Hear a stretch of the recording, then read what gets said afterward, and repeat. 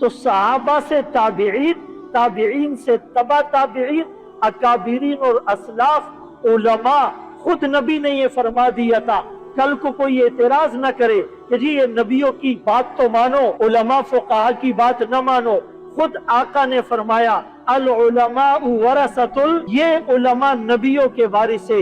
मेरे ऊपर नाजिल शुदा दीन और नाजिल शुदा किताब की तशरीह और तफसीर और तोज़ी आपने इन उलमा से सीखनी। आज एक खास प्रोपेगेंडा करके लोगों को उलमा से डिस्कनेक्ट किया जा रहा है, और स्कॉलर हैं, प्रोफेसर हैं, और ये बड़ी मंतिकी और लॉजिक और हिकमत वाली बात करते हैं। अब तो सब कुछ नेट पर मौजूद है, अब उलमा की जरूरत नहीं, मिंबर और मेहराब से बात सुनने की जरूरत नहीं, हमें तो सब कुछ नेट पे मिल जाता है।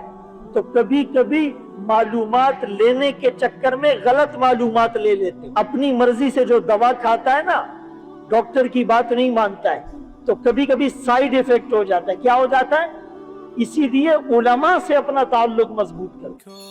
सोशल मीडिया पर सबसे कदीम और सबसे रिलायबल ब्रांड दरसेकुरान.com